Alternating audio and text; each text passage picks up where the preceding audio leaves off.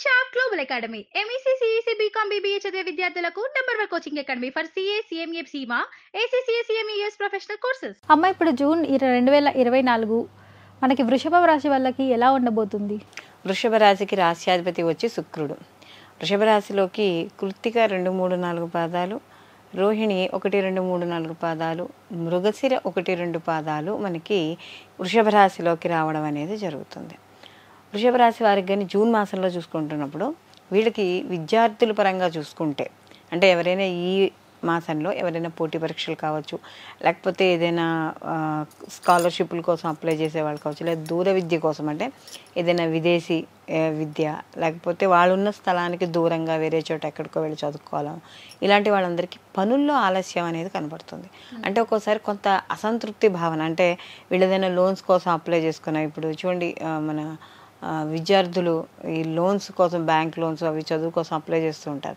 అవి కొంచెం ఆలస్యం అవ్వడం, పోటీ పరీక్షలు ఎంత కష్టపడి రాసినా కూడా కాస్త వాళ్ళు అనుకున్నంత కానికన్నా కొద్దిగా ఫలితాలు తగ్గడం, ఇలాంటివన్నీ కూడా వీళ్ళకి కనబడుతూ ఉంటాయి. అయితే వీళ్ళకి కూడా ఖర్చులు కూడా వీళ్ళకి దీంతో సమానంగా, ఆదాయంతో సమానంగా ఉండడము, కాస్త ఇంట్లో కుటుంబ వాతావరణంలో కావచ్చు, చేసే వృత్తి ఉద్యోగ వ్యాపారాల్లో కావచ్చు, కొంత ప్రెషర్ అనేది వీళ్ళకి కనబడుతూ ఉంటుంది. అంటే దాన్ని ఎక్కువగా, అంటే వృత్తి ఉద్యోగ పరంగా కూడా, ఎందుకంటే దశమ స్థానంలో శని భగవానుడి యొక్క సంచారం అది ఉంది కాబట్టి వీళ్ళకి జూన్ మాసంలో కాస్త ఉద్యోగపరమైన ప్రెషర్ ఎక్కువగా ఉండడం, లేదా వీళ్ళకి ఎంత చేస్తున్నా కూడా సరియైన గుర్తింపు లేకపోవడం, లేదు వచ్చిన, అంటే ఎప్పటి నుంచో చేస్తున్న ఉద్యోగం అయినా కూడా పై అధికారులు ఏమంటారో, ఇలాంటి టెన్షన్స్ అనేవి ఈ వృషభ రాశి వాళ్ళకి వీళ్ళకి కనబడుతూ ఉంటాయి. అలాగే ఆదాయంతో ఖర్చులు అనేవి ఉంటాయి.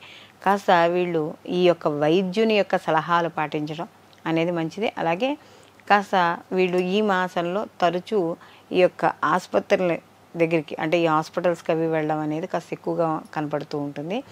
అంటే ఈ యొక్క వైద్యునికి ఎక్కువగా వీళ్ళు సందర్శిస్తూ ఉంటారనమాట, తప్పదు కొన్ని విషయాల్లోనూ.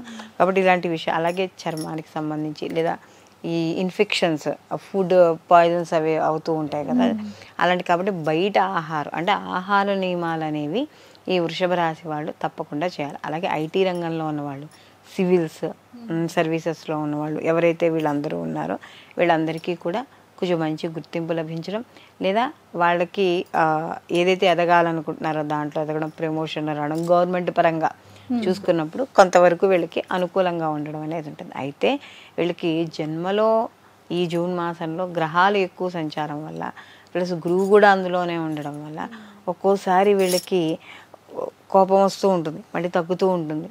ఏ నిర్ణయాన్ని కూడా ఒక నిర్దిష్టంగా తీసుకోలేకపోవడం, అంటే కరెక్ట్గా ఇది నేను పని చేస్తాను అంటే ఆ పని చేస్తానన్న దాని మీద లేకుండా బుద్ధి చాంచల్యం అనేది ఎక్కువగా ఉంటుందన్నమాట వృషభ రాశి వాళ్ళకి. కాబట్టి అలాంటి విషయాల్లో జాగ్రత్త వహించాలి.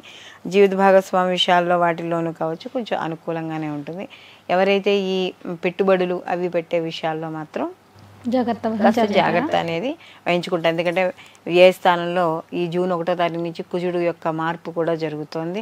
వ్యయ స్థానంలో కాబట్టి కాస్త వాహనాల మీద, లేదా ఏదో ప్రయాణాలు చేస్తున్నప్పుడు ఇలాంటి విషయాల్లోనూ జాగ్రత్తగా ఉండాలి. సమయానికి నిద్రపోవడం, అలాగే మనం ఏదైనా పనులు అనుకుంటే కొద్దిగా ఆలస్యం అవ్వడం, ఎందుకంటే వ్యయ స్థానంలో ఉన్నాడు కాబట్టి కొంచెం ఇలాంటివన్నీ కూడా మనకి కనబడుతూ ఉంటాయి.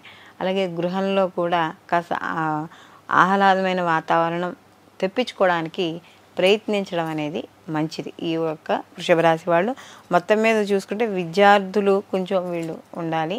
ఏ పని చేసినా కూడా కొంచెం అయోమయంలో పడుతూ ఉండడం, లేదా ఈ పని చేద్దామా తర్వాత ఈ పని చేద్దామా అని ఒక కన్ఫ్యూజ్లో వీళ్ళు ఈ మాసం అంతా కూడా కాస్త గడపడం అనేది ఇక్కడ మనకి కనబడుతోంది.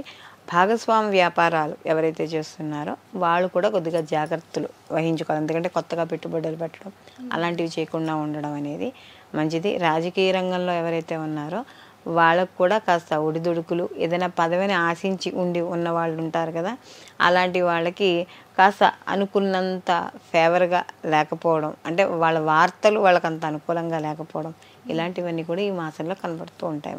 ఎలాంటి పరిహారాలు మంచిదమ్మా ఈ రాశి వాళ్ళకి? వీళ్ళు ఎక్కువగా ఎప్పుడూ కూడా దక్షిణామూర్తి యొక్క స్తోత్రాన్ని చదువుకోవడం, అలాగే వీళ్ళు జన్మలో గ్రహాల యొక్క సంచారం ఎక్కువగా ఉంది కాబట్టి ప్రతిరోజు సూర్య నమస్కారాలు చేసుకోవడం, లేదా సూర్య భగవానుడికి ఎర్రటి పూలతో అర్చన చేయడం.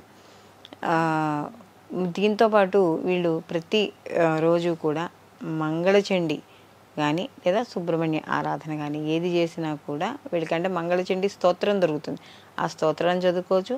లేదా సుబ్రహ్మణ్య స్వామికైనా సరే ఎర్రటి పూలతో వీళ్ళు పూజ చేయడం, లేదా మాకు పూజ చేయడం రాదండి అంటే కనీసం పూలు పెట్టో దండం పెట్టైనా స్వామివారిని చేసుకోవడం ద్వారా ఈ యొక్క ఏదైతే ఇబ్బందులు ఉన్నాయో ఆ ఇబ్బందులన్నీ తొలగడం అనేది జరుగుతుందమ్మా. చాలా చాలా ధన్యవాదాలమ్మా. నమస్తే అమ్మా. ఇప్పుడు ఆపరేషన్ లేకుండానే మోకాళ్లకు ప్లాస్మా ట్రీట్మెంట్, మీ ఆర్థోపెటిక్ సమస్యలన్నిటికీ రోబోటిక్ టెక్నాలజీ ద్వారా తక్కువ ఖర్చుతో శాశ్వత పరిష్కారం. ఫ్రీ కన్సల్టేషన్, ప్రతి ట్రీట్మెంట్ పై 20% డిస్కౌంట్. ఈ ఆఫర్ కొద్ది రోజులు మాత్రమే, త్వరపడండి. V9 hospitals 9281465842.